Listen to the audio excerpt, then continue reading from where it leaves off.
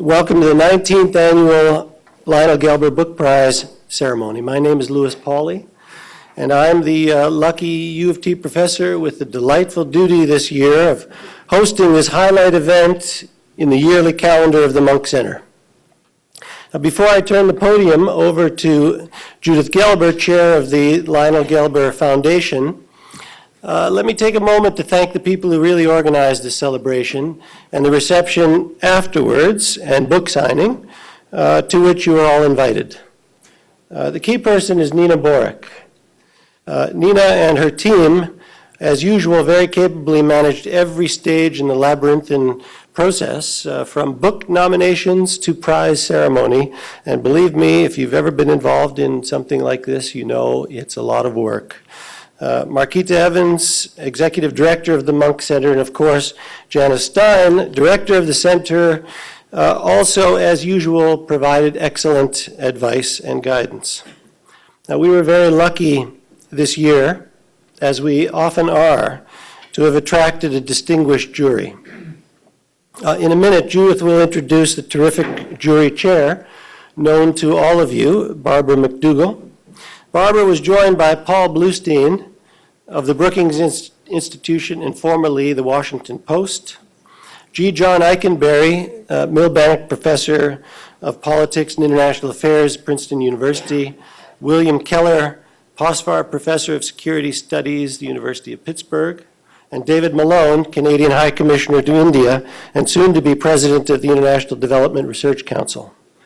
Now, as you know, the jury chose a fabulous book for the great honor of this year's Gelber Prize. Barbara will tell you about the other distinguished nominees and then introduce Paul Collier. And after his lecture, Judith and I will present the prize itself. But first, to tell you more about the prize, Judith Gelber.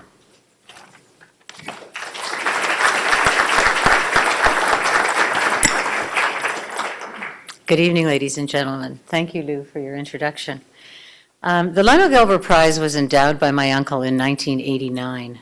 Lionel was a devout Canadian, internationalist, and advocate of improved understanding of foreign affairs worldwide. The purpose of his prize is to recognize the best book written on international affairs and to widen the readership for these important works. Tonight's winner, Paul Collier, understood that purpose. To quote him from this weekend's Globe and Mail, "I think that economists have a responsibility to write in such a way to be read by ordinary people and by political leaders. So I wrote a book that's very readable." And this is why it is my pleasure to welcome you to the 18th Lionel Gelber Prize ceremony and public lecture. A special welcome to our winner, Paul Collier, and our jury chairman, the Honorable Barbara McDougall. Thanks to each of you for coming. It is a great tribute to the prize, knowing that I'm standing amongst what really has become our ever-interested family. I hope that you will once again enjoy your evening here with us. My sisters and I grew up in a home surrounded by our uncles, the uncles as I like to call them, and an aunt. These were my father's 3 bachelor brothers and a bachelor sister. And all of them were, shall we say, formidable intellects and very forthcoming with their thoughts and opinions. As you can well imagine, arguments of a political nature were quite strong in the years when Uncle Lionel was a special advisor to Conservative Prime Minister John Diefenbaker, while Uncle Marvin was running for Parliament under the Liberal banner. We got used to big men talking at us, and we knew that if we wanted to participate, and believe me, we are all Gelbers, so of course we were going to participate, you had to dive into that split second of empty space to make your point. The simple phrase, "because it is," was not in our vocabulary. The smaller words "why" and "what" were always welcome. Which brings me to Paul Collier, our winner, whom we are celebrating tonight. Paul Collier never says because. Paul Collier's book, The Bottom Billion, Why the Poorest Countries Are Failing and What Can Be Done About It, tells you exactly why it is that these societies, these countries, are falling further and further behind the rest of the world, and importantly, what the G8 can do about it. And best of all, Paul Collier kept it short. My Uncle Lionel would have enjoyed reading The Bottom Billion. It is clear-voiced and doesn't pussyfoot around the topic. Undoubtedly, he would have liked Paul Collier because Paul was an Oxford man, and my uncle truly never left Oxford. If only because I can report that having learned how easy it was to live in rooms at Oxford, for the rest of his life, my uncle lived in rooms at various hotels. The Europa on Grosvenor Square in London, the Roxborough in Ottawa, and as the last permanent resident at the Park Plaza just up the street here. It was out of the rooms that Lionel Gelber wrote his books on topics mostly around the change of power within the Atlantic Alliance from Britain to America. His last abode allowed him in his final years to wander down Philosopher's Walk and through the U of T campus to his old haunts and libraries. He would have been most proud to know that we have as our partners today the Monk Center for International Studies, led by its inimitable director, Janice Gross-Stein, and Lou Pauly, its director of the Center for International Studies, and our Washington partner, Foreign Policy Magazine, and especially its editor-in-chief, Moises Naim. I want to thank you all so very much for your commitment and enthusiasm, guidance, and friendship. But tonight is the night for the winner. To become a winner, you must receive the approval of a most demanding jury. So particularly, I want to recognize our jury, speed readers all, as I like to say, for it is they who give so much of their time and intellectual capability to this endeavor. It is their selections which provide the prize with such enduring respect and great prestige. This year, we were indeed fortunate again to have the Honorable Barbara McDougall, one of Canada's esteemed Secretaries of State for External Affairs, as our jury chairman. I was then going to go on and read the list of jurors, but Lou has already done that for us, so I can now complete my little speech, and I can ask Barbara to please come forward and tell us about our finalists and introduce our winner, Paul Collier. Barbara.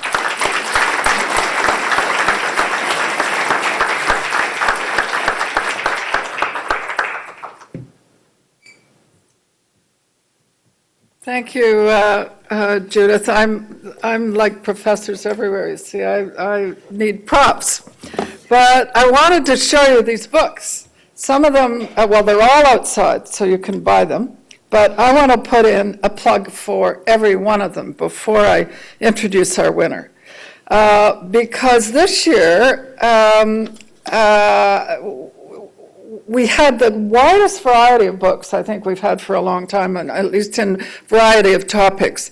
Last year we had wonderful books, and I'm lucky enough to have done this 2 years in a row now. But this year, the topics covered was really quite extraordinary, and there were several on Asia, which we hadn't seen last year at all. And this one is really well worth reading. It's called Securing Japan by Richard Samuels. And Japan has, I think, struggled for many years to find its rightful place among the G8 and the leading nations of the world. It definitely is there, but it's always just a little bit puzzled by how all this works. And this is a wonderful book on Japan and how it fits into the scheme of things and how it sees itself fitting into the scheme of things. And as a very powerful Asian economy, it is something that is well worth taking a look at. In no particular order this is called Legacy of Ashes, The History of the CIA by Tim Weiner. And I must say that when I looked at it, I thought, oh, no, not another book on all the failures of the CIA, which would fill a library all by themselves. But this is a fascinating story. And it goes back to the beginning of the CIA and goes to post-Iraq. And it's a very good read, even though it is more pages than I can lift. But it's an excellent book, and from someone who was a skeptic to start with, that's kind of a compliment. This is the Wilsonian moment.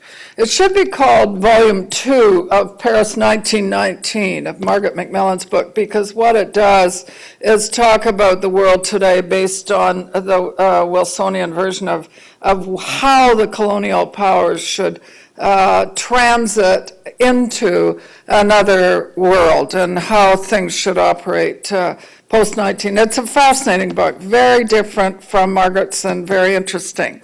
And this one, multicultural audit, I can never say multicultural, Bill. I don't know how you did in Parliament when you were there, but I always stumbled over it. It's a terrible word. But, being a believer is different than pronouncing it. But this one is by Queen's University Professor Will Kimlicka, and it too is a wonderful book. And it takes a different kind of look at multiculturalism, which of course Canadians think they invented, Paul. They don't think anybody ever had it before. And but what this book is about really is the extraordinary difficulty that countries are having in managing the growing minority groups within their country. And it's a very thoughtful book and a very interesting book for policymakers. So anyway, they're all there, but they're all for sale. And dig deep, and you'll love reading them all if you haven't already. But this is why we're here tonight, because of the winner, Paul Collier, who heads a research center at Oxford University, which is not dissimilar to the International Development Research Center, which I chair and which David Malone is becoming the new CEO of. And research into development issues is what Paul does.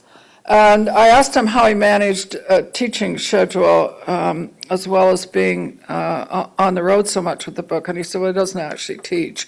So he is able to be here with us and to share some of his thoughts, which are different than the usual development theories, and which I found absolutely fascinating. And of all the books on the list, this was the one that I really couldn't put down, read from start to finish. I don't think I'm supposed to say this, Janice, but it was the unanimous choice, first choice of all the judges. But I won't tell anybody that I told on them.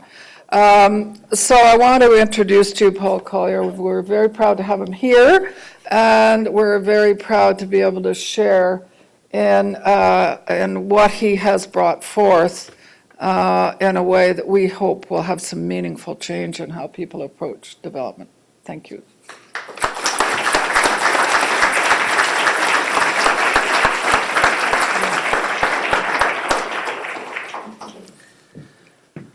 Well, how on earth did my little book win against that lot? What I can assure you is that of the 18 winners of this Gelber Prize, I am the most delighted. And the reason is that over and above the natural joy of having won something, I broke all the rules of economics and wrote a book that could be read by ordinary citizens for a purpose. And that was that I realized that we'd only get policy change in the world once there was a critical mass of informed citizens. And that until then, our politicians were condemned to produce gesture politics when they tackled development issues. And we have to move on from gesture politics to something that's more effective. And that's why I wrote a book that I tried to make it something that was short, readable, actually fun to read. In fact, the inspiration was I wrote it one summer, most of it, when I was on holiday with my little boy. And during the day, I'd take him to the beach. And as I looked around on the beach, I saw people reading. And I thought, good gracious, this is where most people read. It's not libraries, it's beaches. So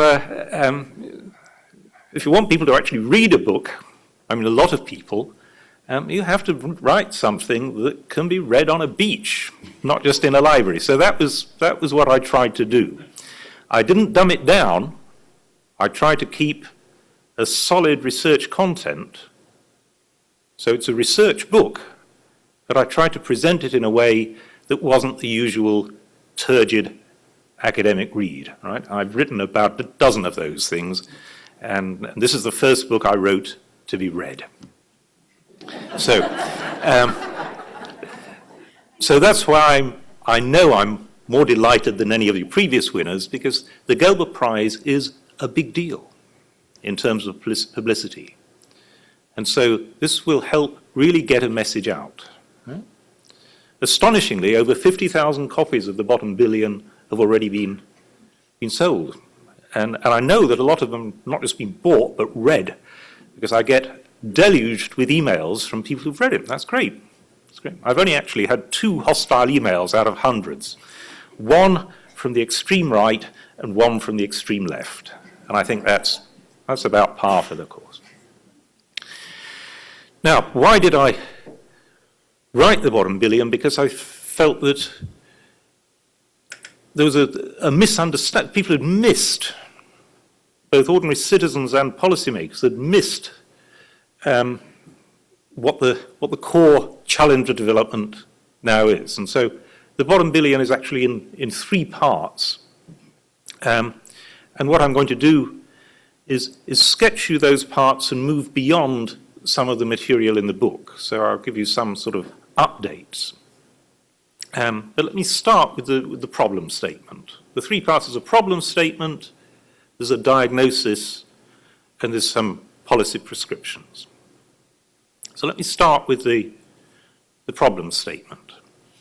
And anybody working on development for the last 15 years sort of knows what the challenge of development is. It's to reduce global poverty. And the World Bank actually counts global poverty year by year. Actually, that whole concept came out not of any academic research, it came out of the public relations department of the World Bank. Right? I know the guy who actually identified this idea of the number of people under $1 and $2 a day. It's a friend of mine. Right? But it was a public relations solution that came out of the World Bank. And it was a solution to a World Bank problem. And the problem was like this, that by the 1990s, the bank was without friends. There's a group of people on the left who believed in aid, but were very suspicious of growth. A group of people on the right who believed that the way to solve development was growth, but they were very suspicious of aid. And there was the World Bank trying to do aid for growth. And that was a nightmare. And so their solution was to say, oh, what we're trying to do is reduce global poverty. Let's say global poverty. Because then the left can hear redistribution, and the right can hear growth, and we can build an alliance. So it was a public relations stroke of genius. And then economists moved in and started bean counting global poverty, and sure enough, for the last 25 years, it's been falling. Right? So it looks as if we're winning. Right? But we're not. Because that's actually a very unhelpful way of conceptualizing the challenge of development. Because what's been happening is, over a period of unprecedented prosperity, a bunch of countries have just not participated. They've been stagnant. There are about 60 of them, and they add up to about 1 billion people. Now, if 60 countries with 1 billion people are stagnant, poverty, absolute poverty, might have gone up a bit, might have gone down a bit, right? By its nature, if things are stagnant, there's not a whole lot happening, right? What is happening is divergence, and divergence big time, because the rest of the world has been growing at rates without historical precedent. And so in the bottom billion, I suggest we're now in a sort of 1-4-1 world. 1 billion at the top, that's us, we've made it. 4 billion people living in countries that are either already at middle income or are developing at these unprecedented rates. They're converging on the billion at the top. In fact, the billion at the top are often quite frightened, right? The normal response to China now is not, thank goodness, think of all that poverty reduction. It's help, they're catching up, right? And then there's this billion at the bottom that have been stagnant and so diverging from the rest of mankind.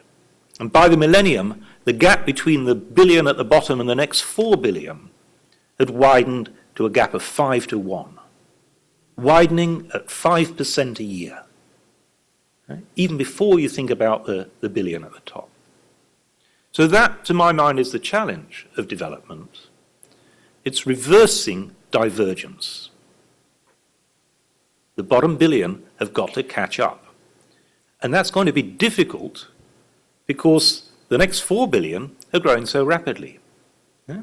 So declining absolute poverty is just not enough. If the bottom billion continue to diverge, we've got both a human tragedy and a social nightmare. And so that, to my mind, was why we had to change our orientation from a world where almost everybody, 5 billion people, are in the developing world, to this focus at the bottom. And of course, the agencies that I've been involved in, like the World Bank, were rather reluctant to focus down on the bottom billion. The World Bank was, in a way, more interested, and the IMF and the other agencies, I don't want to single out the World Bank, were more interested in having big teams working on important countries like China and India and Brazil. That's where you made your career and got your promotions. Nobody comes home from the World Bank on the IMF and says, yes, I got Chad. Right? And yet that's exactly what they should be saying. China doesn't need them. Right? Chad does. And so we just need a real refocusing of the whole spirit of what these agencies are for. They're to help the countries that have failed to develop to catch up. So that's the diagnosis. That's the problem statement. Let's turn to the diagnosis. And I don't think there is a single, simple explanation. It'd be nice if there were. The analogy I draw is with Tolstoy's Unhappy Families. If you remember, Tolstoy says, well, there's only one way for a family to be happy, but there are many ingenious ways of being unhappy. And I think that the countries at the bottom that have not participated in global growth are a bit like that. There's a whole cluster of different reasons. And in the book, I single out 4 different syndromes, or what I call them traps. And the imagery of trap is to suggest that it's really hard to break out, often beyond the resources of these countries themselves, and so we have a role. I haven't got time to go through all these traps, so I'll just take one. And which one shall I take? I think I'll take the one that is, at the moment, by far the most important, because it's both a trap and an opportunity. It's a paradoxical sort of trap, and that is the trap of being resource-rich. And that, at the moment, is really big news because the commodity booms have made a lot more countries resource-rich, partly because the prices of their existing exports have gone up, and partly because there's a wave of exploration. And where is that exploration taking place? It's not in Alaska. Right? The frozen north, that was the technological revolution of some years ago. The last frontiers on Earth are the political no-go areas. Sudan, Chad, it's that sort of world. And so those are the areas which are being opened up and converted into resource-rich countries. I travel a lot around Africa, and many of the countries I go to have actually just in the last 12 months, announced big resource discoveries. So why is it a trap? I mean, it should be a real opportunity, but historically it hasn't been. And here let me give you a little bit of stuff that is beyond the bottom billion. It's work that I started when I was doing the bottom billion, but I've carried on. And I've looked at all the countries in the world for 40 years to see what the experience is between the export of commodities and subsequent growth. What happens when commodity prices go up? Do these countries grow faster or do they grow slower? And the answer is that in the short run, the first few years is hunky-dory. Everything goes up. That is the bottom billion now. Not all the countries are the bottom billion. Some are hit by the commodity booms, but some are benefiting. And so they're growing. The short run, you can't help but grow. The long run, on average, it's not hunky-dory, it's Humpty Dumpty. You fall off a cliff. Right? You end up worse off than without the commodity booms. Now, it depends. And what it depends upon is the level of governance. Above a certain level of governance, you go up in the short run, and you go up even more in the long run.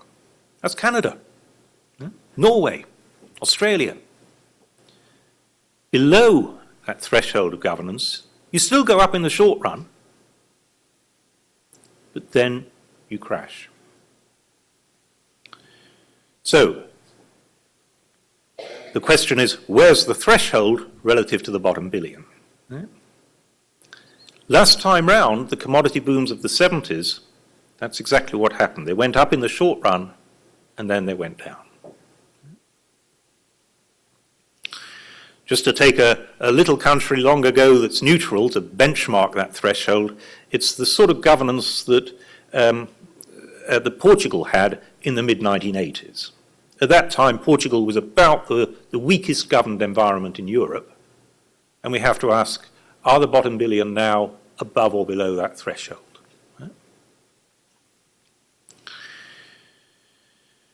So there's the trap of resource riches. What are the routes by which bad governance depresses the economy? I'll come to that in a little while, because when I turn to solutions. So, the problem statement is a billion living in stagnation. The fact that many of them are now growing is not a signal that they've inevitably turned the corner in a sustainable way. It might be, but it might equally be that what we've got is a short-term gain that won't be sustained as a result of these commodity booms. So now let me turn to the solutions, because that's the area where, that's why I wrote the book, is not to say here's a problem, but it's a fixable problem. And the reason it's not been fixed is that our policies towards the bottom billion have not yet got sufficiently serious. Now, what do I mean by getting serious? And a good way of finding out is to think, what did the developed world do last time it got serious about developing another region? And for that, we have to go back 60 years, almost precisely 60 years. The developed world at that time was North America, and the region that needed to be dragged off its knees was my world, Europe. That was the legacy of the Second World War. And why did North America get serious? Because you'd no choice, because the countries of Central Europe were one by one tumbling into the Soviet Empire, which had nuclear weapons. And so it was a vital matter that the European economy recover. And so what did you do? Huh? And what did America do? Just let's think it through. Yes, there was a big aid program, Marshall Aid. Huh? And I believe that aid is part of the solution.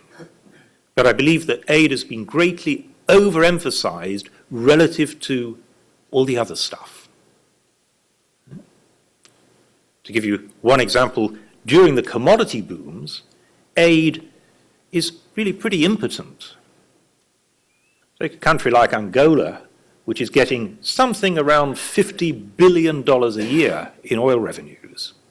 The entire aid flows to the bottom billion last year were only 34 billion.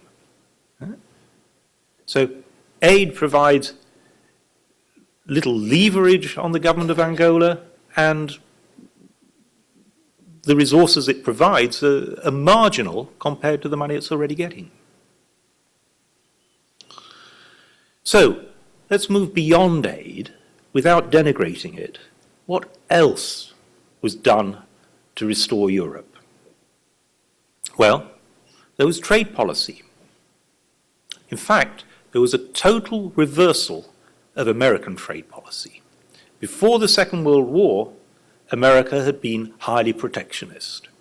After the Second World War, it opens its markets to Europe. It recognizes Europe has to be dragged into the then world economy, which was the North American economy, and all that gets institutionalized in the creation of the GATT, the General Agreement on Tariffs and Trade. So total reversal of trade policy institutionalized. What else? Well, security policy. There was a total reversal of security policy. You remember what American security policy was before the Second World War? Isolationism. What was it after the Second World War? Over 100,000 troops in Europe for over 40 years. So, we're building the waterfront of effective policies.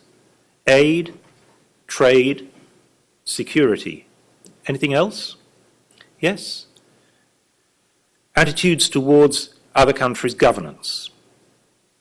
Before the Second World War, American policy towards that was to treat national sovereignty as if it was the 11th commandment.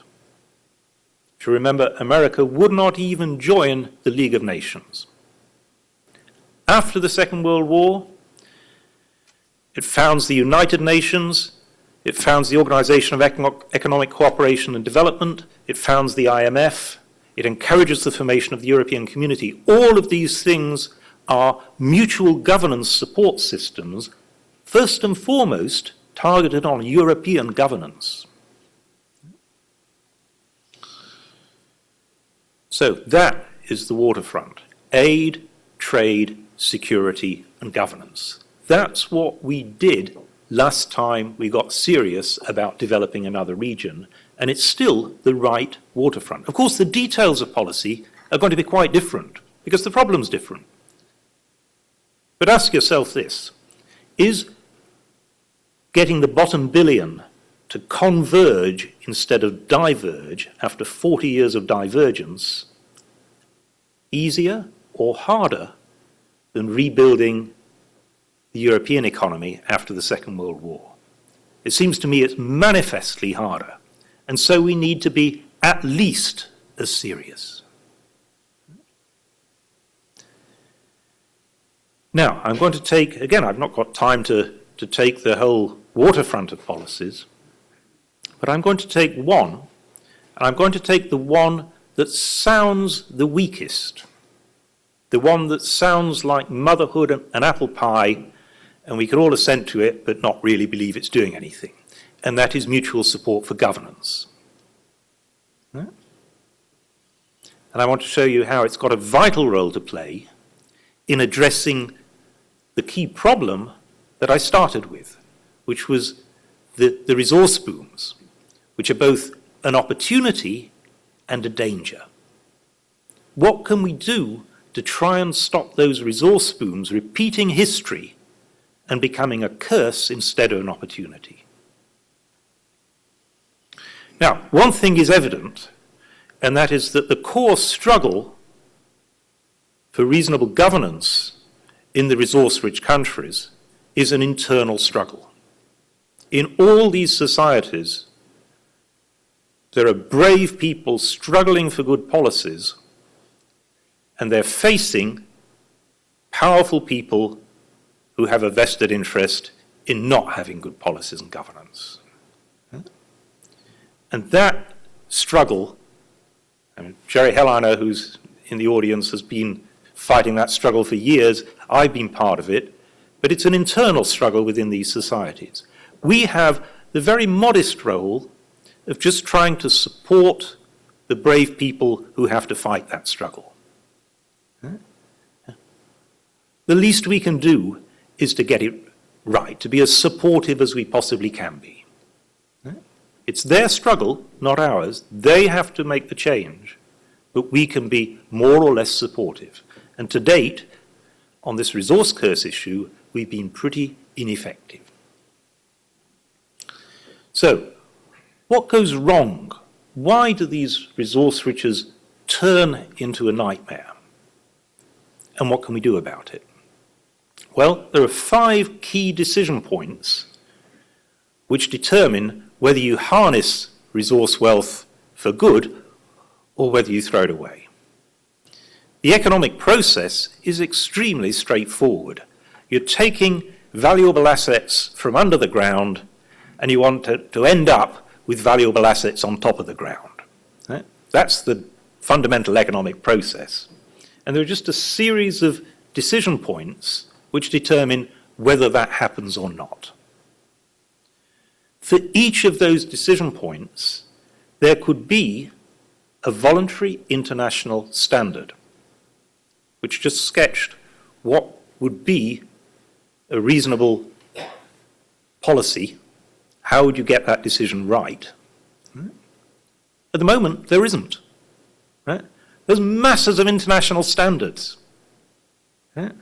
They're all designed either for developed economies or for emerging market economies. And the needs of the bottom billion, which are about these, how on earth do you manage resource rents, have just been missed. It's again that syndrome that the people in the IMF and the World Bank all want to work on Brazils, not on Central African republics and Chads and so on. And so the people who do end up working on it are junior, too junior to think strategically about what is needed. So let me run through what international standards would look like. And let's also address the question, would they work? Well, we've got one glimmer of an example here, which is that there is one standard, voluntary international standard. It's called the Extractive Industries Transparency Initiative. It was established by 30 people in a little NGO called Global Witness. What they were doing got supported by George Soros, and together with his money and their energy, they managed to give it enough profile that then Tony Blair picked it up. And then Tony Blair announced it as a British government policy at the South African summit of 2002. Actually, strictly, to be honest, he didn't announce it. He got cold feet and so decided at the breakfast meeting where he was supposed to announce it that he wouldn't announce it. But nobody told his staff, and so DFID pressed the button on the public relations, and so it was announced. And so he came in behind it. Such was the narrow thread by which hung the Extractive Industry Transparency Initiative, which was just the proposition, a voluntary standard which said governments can volunteer to report what revenues they're receiving. And they can ask companies to report. They can set up a system of reporting. Now, that's pretty minimalist. It was a sensible place to start. It's not the sensible place to stop. It was established, it started in 2002. Straight away in 2003, a bunch of reformers came in Nigeria And they said, we're going to do that here. They did it. They adopted, there's the Nigerian Extractive Industries Transparency Initiative, which announced to citizens in Nigeria what the revenues were. My friend Ngozi Okonjo-Iweala was finance minister at the time. I remember her gleefully putting the information in the newspapers. And that was the spike in newspaper circulation in Nigeria, because ordinary citizens in Nigeria wanted to know. There's now a lot of governments who've signed up for that voluntary standard. So that standard helped reformers within these societies in their struggle. That's the evidence that voluntary standards are useful. Now, I think they get more useful when we get to things that are not as blindingly obvious as just letting the citizens know what the revenues are. So, what could we have standards on? How would they make a difference? The first two steps concern getting the revenue from natural resources to accrue to the government instead of just to the companies and to the crooks. And the first step is, how do you sell the rights to resource extraction? Do you know how the rights to resource extraction are being sold in the bottom billion? Of course you do. A company flies in and sits down with the minister, and they work out a deal. And it's a very good deal for the company, and it's often a very good deal for the minister. And it's not a great deal for the country. There are actually two problems compounded here. One is the problem of agency. That's the corruption problem. How does the society get the minister to behave properly, honestly? There's a second problem, which economists would term an asymmetry of information. The company knows what this stuff is worth, and the government doesn't. There's a very simple institutional technology which could become an international standard which resolves both of these problems, and it's called auctions. The genius of an auction is, first of all, as long as it's properly conducted and internationally verified, it provides a level playing field in which you get round the agency problem. But it also reveals the true value. The government doesn't need to know what it's worth. Competition between informed companies will reveal the value. When I visited Sierra Leone, I told the president about this, and I gave him the following example. I said the British government decided to sell the rights not to natural resources; those are automatically auctioned, but it sold the rights to the third generation mobile phone network. And the British Treasury decided that it would work out what the rights were worth. And so it did. Now, of course, the British Treasury is the greatest collection of economic expertise on earth. Right? I know because the Treasury says so. Right? And so they worked out that the third generation rights were worth £2 billion. And so they were about to sell the rights to a company for £2 billion when a bunch of economists got to the Treasury and said, why not try an auction? So they did, and those rights sold for £20 billion. So I said to the president of Sierra Leone, if the British Treasury can be out by a factor of 10, how about your Ministry of Finance when it comes to sell these rights? The next day, he phoned up the World Bank to say, we want some expertise on how to run an auction.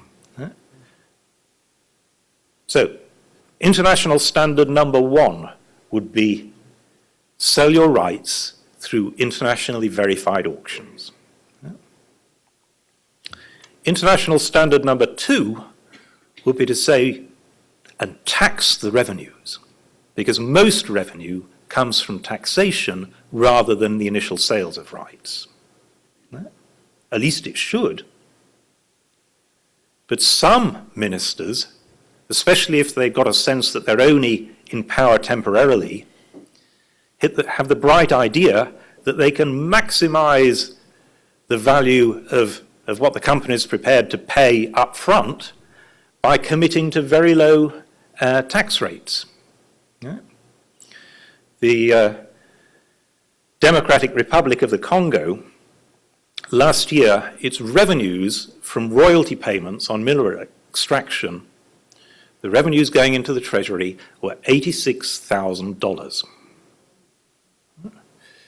Of course, mineral exports were several hundred million. Right?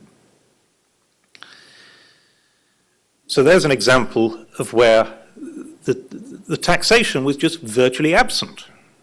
What had happened was that there was a transitional government, ministers knew they were only in power for 3 years, and so they maximized the money that companies were willing to pay the ministers by committing to very low royalty payments. Zambia managed to have revenue, exports of copper, $2 billion, tax revenues, 36 million. If they'd had the same tax regime as Chile, revenues would have been more like 800 million. Right? So the sheer scale of mistake here is enormous. And so International Standard 2 will be some basic guidance on the taxation regime for resource extraction. So Standards 1 and 2 get the money into the government. Standard 3 says, what should you do about it? And the answer is, you're taking assets out of the ground, you're depleting assets. And so a fair proportion of those revenues need to be saved. You need to replace one asset with another. When Ngozi Okonjo-Iweala took over her Ministry of Finance position in Nigeria, she found that the savings rate out of Nigerian oil revenues was negative. She didn't know what they should be, but she knew it was higher than that. And so she's moved it to something that's more like 50%, which sounds more sensible. She tried to introduce a sort of legal rule, a law for that effect, and she didn't manage to get it through by the time she was dismissed. And so there's the Ngozi rule hanging there again by a thread. Let's hope that her successors have the good sense to enshrine that into law and to stick by it. But it would have been reinforced if instead of it just being the Ngozi rule, it had been an international standard that she'd said Nigeria is going to do that standard as well as the Extractive Industries Transparency Initiative. So we've got standards for getting the revenues into the government, we've got standards for saving the revenues, and the final steps are what do we do with the savings? And at the moment, policy in the bottom billion on what do we do with those savings is all over the place. One model that's being quite heavily promoted at one stage by the International Monetary Fund is the Norwegian model. And the Norwegian model sounds great. The Norwegian model is you put the money, you invest the money in New York, and then you just live off the interest, basically. And it sounds great until you think about it, right? So let's think about it for a minute. It might just about make sense for Norway, because they are about the most capital-rich country on earth. So the typical Norwegian worker is working with more capital equipment than anybody else on earth. But in the bottom billion, that's not true. In fact, the opposite's true. These are the most capital-scarce environments on earth. And so instead of piling up financial assets in New York, these societies need to learn how to get investment within the country. So the Norwegian model isn't appropriate, I think. Doesn't mean that all the money has to be invested all at once. It's sensible to have some accumulation of financial assets so you can invest in an orderly fashion. But now let's think about how the investment should be done. This is the final bit. And there are really two hurdles that any sensible public investment should have to meet. One is that it should be done honestly, and the other is it should be done efficiently. Olbia Ezekwesili, the brave woman who's now at the World Bank, she was put in charge of cleaning up Nigerian public procurement, which meant how public investment projects were actually undertaken. And her simple solution was to put them out to competitive tender. And the moment she did that, the cost of the average public procurement project fell by 40%. Yeah? So a very simple procedure, competitive tendering and procurement, which could be a standard, has a dramatic effect on the cost of investment because it introduces a minimal element of honesty. But honesty is not enough. Honesty is the thing that a lot of people understand, but it's not enough. Public investments have also got to be done efficiently. And that means they've got to be sensible ideas. Right? And that's a more technical economic thing. You've actually got to try and work out what the likely rate of return is on a project before you commit to doing it. And so prior to approval, you have to have some technocratic assessment. And that very seldom happens in the resource-rich countries of the bottom billion. Very seldom. And so that capacity needs to be built, and there needs to be an international standard saying, this is how it's done, that rates of return will be estimated. And finally, like auctions, there needs to be some international verification system so that when technocrats say to the minister, I'm sorry, minister, but your pet project has a rate of return of minus 3%, and the minister looks very displeased and says, I think it's nearer 20, isn't it? That the technocrats can say, yes, minister, but remember, we're subject to international verification that our numbers are right. So they need defences. So that's one set of ideas. It's in the bottom billion. I've enlarged upon it because I think it's the single most important issue facing the bottom billion today is how to harness this huge flow of resources more effectively so that history does not repeat itself. And if you think about it, aid is not going to do that. It's this thing that sounds like motherhood and apple pie, the voluntary international standards, the mutual governance support, that is actually rather important. One neat thing about it is that it's costless. And that really tells you the sheer scale of our neglect for this problem. Here is something which would have been costless to do, and we're living through the biggest commodity boom in history with none of this in place. That's why we need an informed citizenry, so that politicians get beyond the gestures. So, I thank you very much for this prize, and I hope that the attention that the prize will surely bring contributes to building that critical mass of informed citizens. Thank you very much.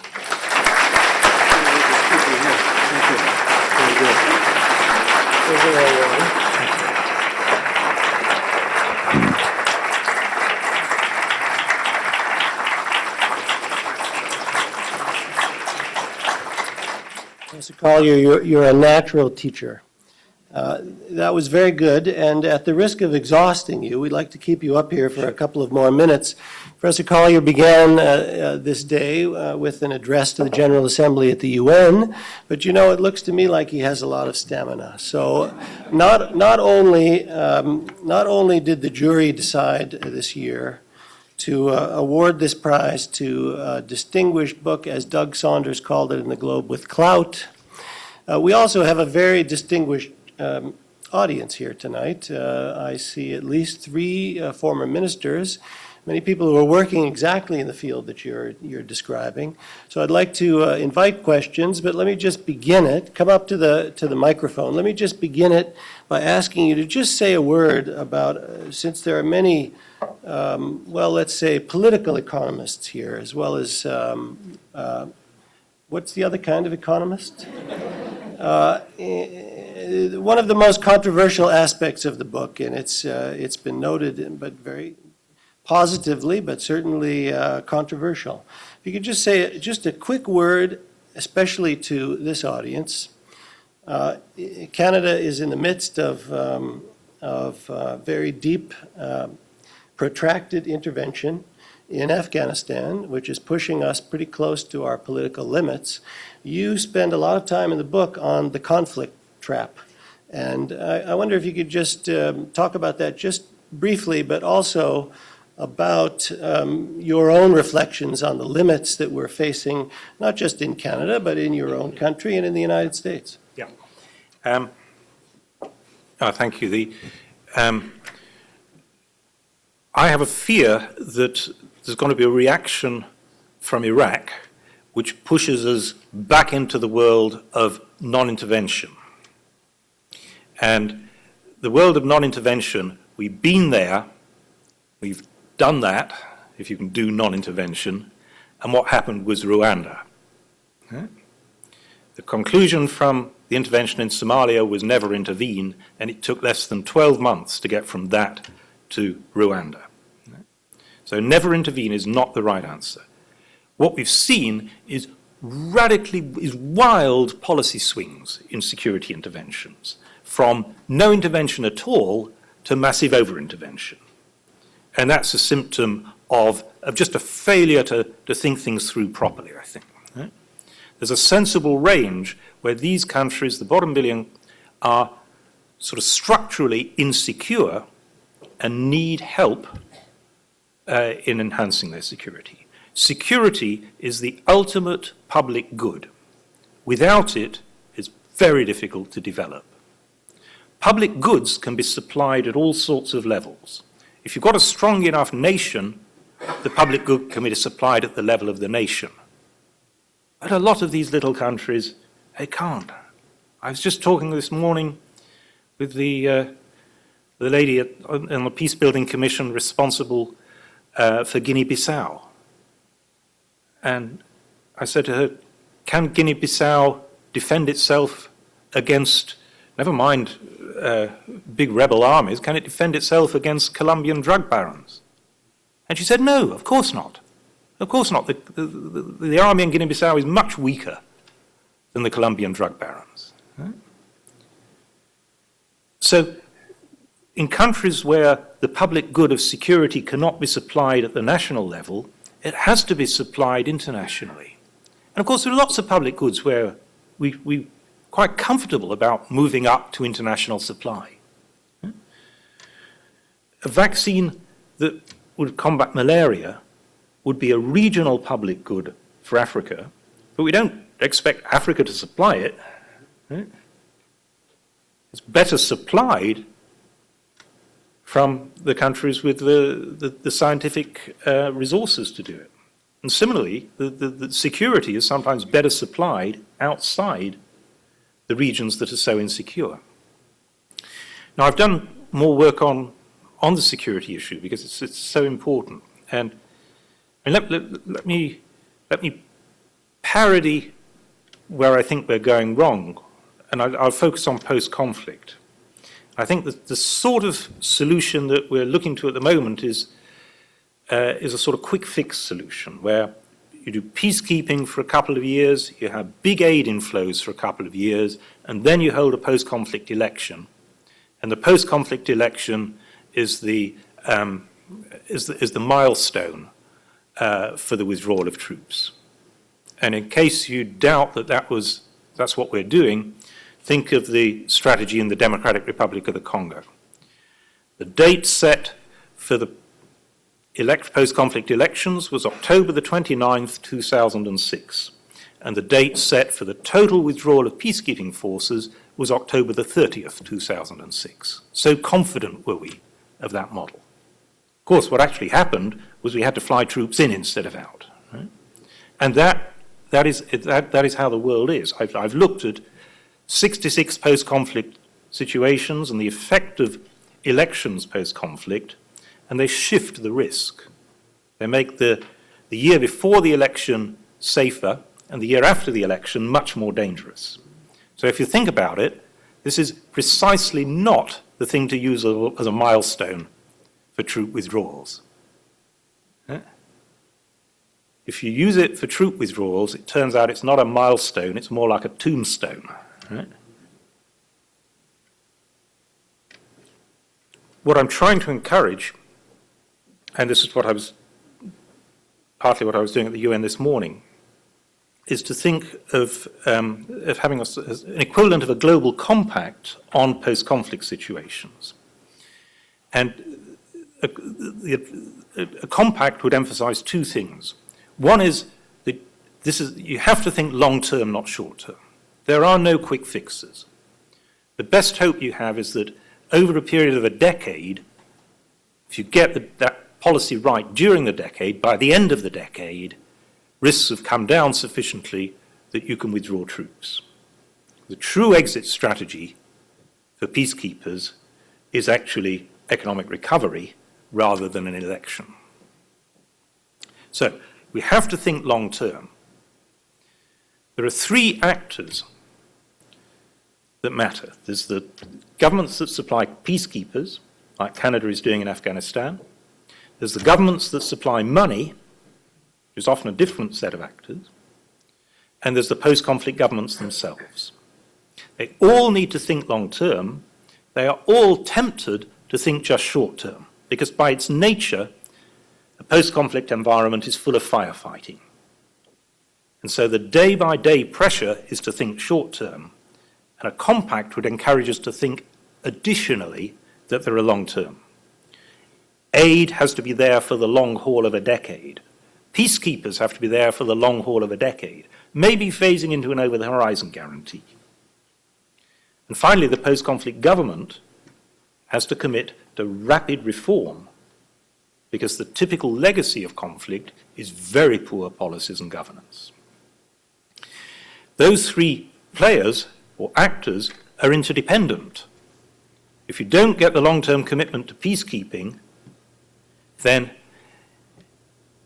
the private investment doesn't follow, and so the economy doesn't grow. If you don't get the reform and the aid, you don't get sufficient recovery to be able to withdraw the peacekeepers safely. And so, again, the advantage of a compact is it recognizes mutual interdependence. That was the Monterey Consensus devised this idea of setting out a compact which recognized mutual responsibilities. And I think we need something that's specifically focused on post-conflict, and I'd like to see the UN Peacebuilding Commission doing just that. I think it will. Thanks. On that topic, maybe, Monty McMurtry, just back from a UN mission in Liberia.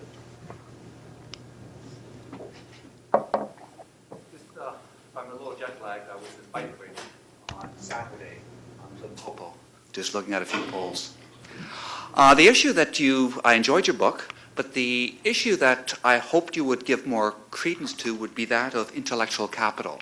That in any type of what I term failed state is that they lack what is called a rigorous, vibrant, vocal middle class that are educated, that understand the concept of property, that bleeds into or blends into the rule of law, respect for law, probity, able to engage and disengage with individuals who occupy governmental offices. And for the most part, the people who occupy governmental offices are ill-equipped, other than Land Cruiser, jet, travel, and resources.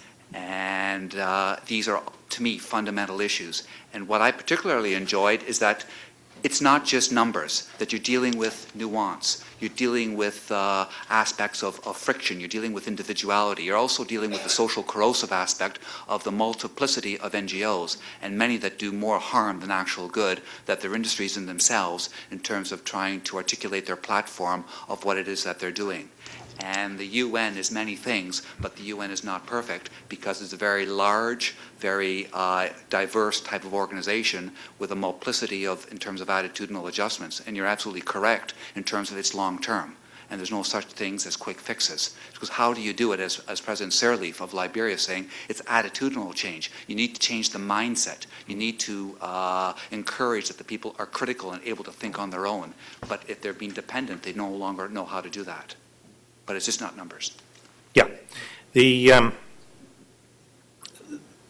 All the societies of the bottom billion are typically small, and even if they're not been into conflict, they are short of educated people.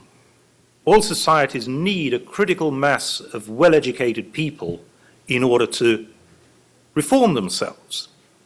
A critical mass of people who can diagnose what went wrong, design a strategy for change, and then implement it. The emphasis upon primary education over the last 20 years has actually, in one sense, been dysfunctional because at the same time as primary education has built up its resources, tertiary education has been depleted. And I see that again and again in the universities of the bottom billion. So even without conflict, it's difficult to get a critical mass. That's why reform took so much longer in these societies than in the big societies of Asia. But in the post-conflict societies, they're much more depleted because, of course, during conflict, the people who can get out are the educated and the skilled. And they get out, and very understandably, they don't want to go back. And so the resource that's potentially there to be harnessed is the diaspora.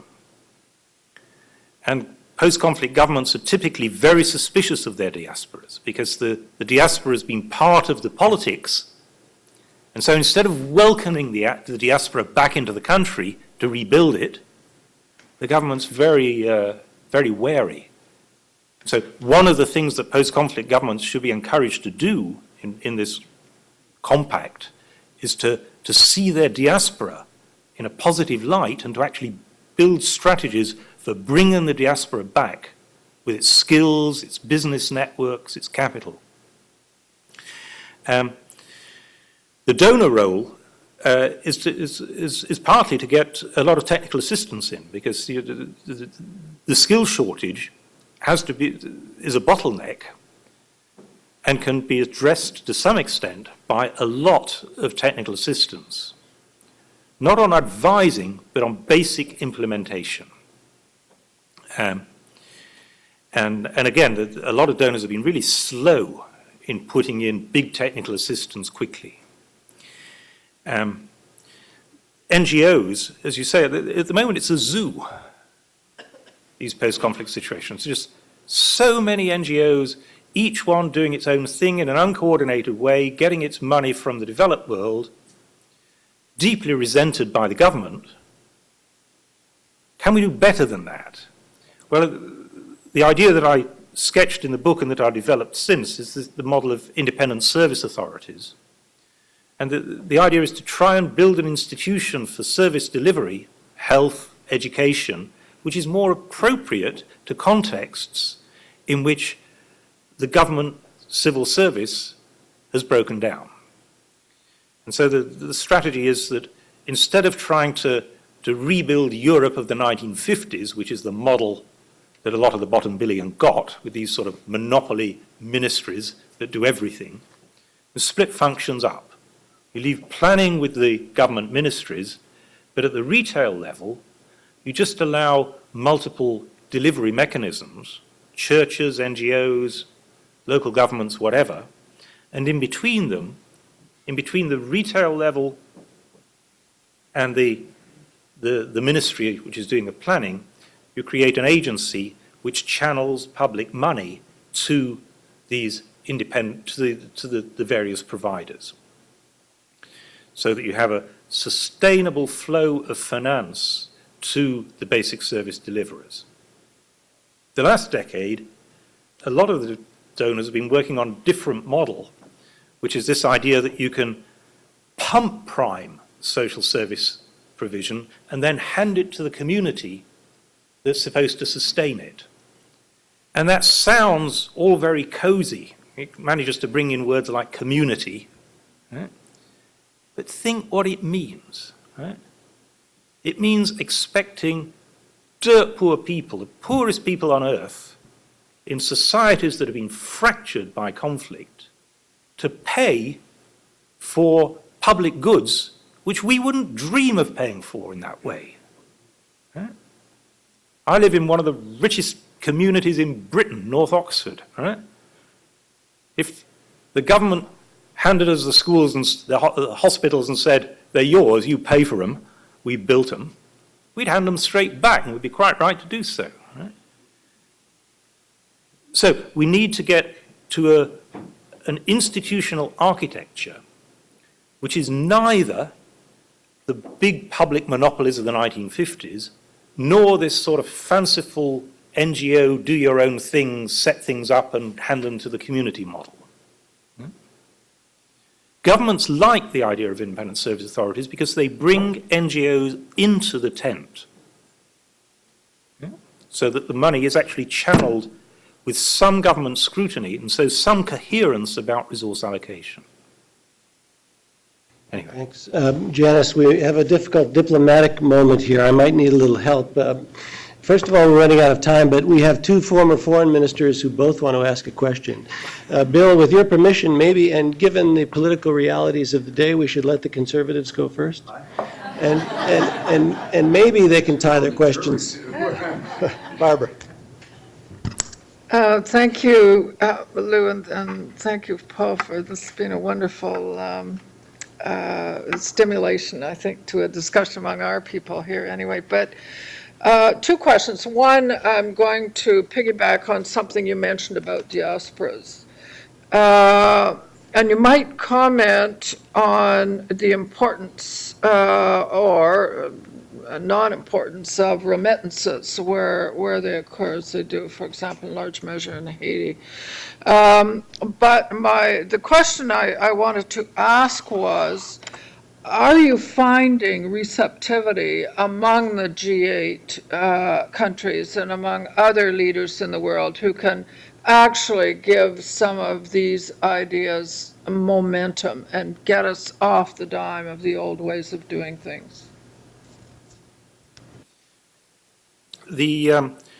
Remittances are very useful. They're a huge flow now. They're bigger than aid. And of course, they reach households. But the diaspora can do a lot more than that, potentially, because the diaspora has skills and business networks. Remittances alone are a sort of wasting asset as gradually the next generation comes along and it has weaker contacts. And so governments of the bottom billion actually need to recognize that their diaspora is potentially a wasting asset. And they need to harness it by more than just getting the remittance flow, but bringing the diaspora in as business, as enterprises. That's the smart money. The diaspora knows more about the society than any other foreign business group. And so that smart group can guide the government to the myriad of policy improvements that are needed. Is there receptivity for these ideas? To an astonishing degree, actually, to an astonishing degree. I'm certainly going to read Securing Japan, because I was invited, the foreign ministry invited me, I went last month to Tokyo to discuss exactly these ideas for the G8 agenda. I've had extensive conversations with both Robert Zoellick, the new head of the World Bank, Dominique Strauss-Kahn, the new head of the IMF. Both are, I think, actually great leaders. We're fortunate that across the developed world, there's quite a lot of new leadership coming in. In my own country, the Department for International Development is under new leadership. And so there's a moment when people are not so committed to the old models. So I do think that the ultimate one is Ban Ki-moon, who last month invited me to address the annual retreat of the Security Council, and of course announced in his New Year message, let 2008 be the year of the bottom billion. So yes, there's amazing receptivity, amazing. Bill Graham, you get the last question. Could you just come up to the mic? Thanks, Professor. I'd like to follow on Lou Pauly's question about the relationship between security and aid. And certainly in our experience in Afghanistan, perhaps one of the great debates in Ottawa, at least, is who should be in charge of delivering aid in a combat situation.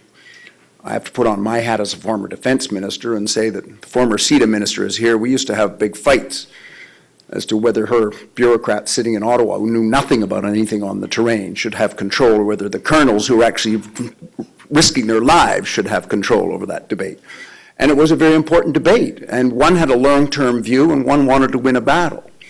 And as I travel around and speak to other foreign ministers, other defense ministers, the more I speak to it, this is a huge debate that's taking place. I understand that the United States Defense Department now has $1 billion that it can allocate in aid itself for military purposes.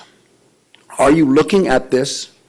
Is this a factor that we should be understanding about what I might call the new framework within which aid is delivered in the security, and recognize that there is an appropriate place for aid in a security environment, recognizing that if you're going to win the battles, you have to win the battle for hearts and minds, and that means digging that well and building that hospital, even if it doesn't fit within the framework of what your normal aid program would do? And if so, how do governments arrange and manage that quite difficult situation, because it's creating a lot of internal debates amongst governments? And maybe I could finish by saying there are many governments still that are still fighting. Should aid be the purview of the foreign ministry, or should it be an independent ministry with its own philosophy and its own aid delivery mechanisms, which is still a vital debate which is going on. I believe our former Secretary of State, when she was minister, had the aid department under her purview. When I was minister, it was not. And that was a very different, that's a big debate as well. But perhaps they're two different questions. To take the second question first, I think it's important that our aid ministries should actually rethink of themselves as development ministries. And let's go back to where I started, that the waterfront of policies is this mixture of aid, trade, security, and governance. And the development ministry needs to see itself as marshalling that whole range of policies for these countries in an even-handed fashion. And I think it's a bit difficult if it sees itself as fundamentally an aid agency, because then, for example, decisions between spending money on aid and security get skewed. So there's a big rethink that needs to happen, a reconceptualization. That we need development ministries, not aid ministries. Now, Afghanistan is at the very difficult end of the security spectrum.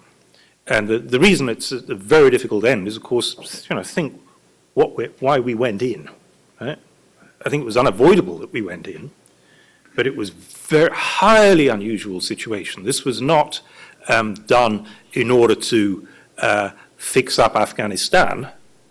It was done in order to crush the training of international terrorists. And so the context in which we had intervention was very different from the usual development intervention. And basically, we've landed ourselves inside a civil war, and everything we know about civil wars is they're very difficult to stop. That's why I generally talk about conflict prevention or post-conflict, rather than how do you stop ongoing conflicts. I think that's the hardest thing, and we're basically in an ongoing conflict. Now, that said, and I don't want to end on a controversial note, but I feel that the international community somewhat overloaded the agenda on Afghanistan. We've been really very demanding, if you think about it. We wanted it to go from the Middle Ages to Scandinavian democracy like that. Right? So it was the Scandinavian model of democracy that it had to get to very fast. And whilst it was at it, it had to fix up our drugs problem. And it's our drugs problem, right? You don't get sick from growing the stuff, you get sick from consuming it, right? And so, my goodness, everything we knew about the military history in Afghanistan told us this was going to be really, really hard. Right? And then we pile on,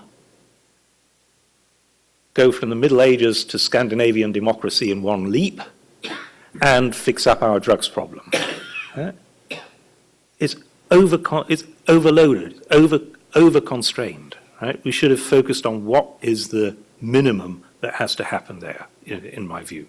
But as I want to stress, it's really a very unusual set of circumstances that we find Afghanistan as an active security area. I think the model that I keep wanting to get back to is something like Sierra Leone or Guinea-Bissau, where the dimensions of the security problem are very much more modest, and the payoff to providing that security is enormous. Thank you. Well, we owe you a drink, but first we owe you a prize. Come around this side.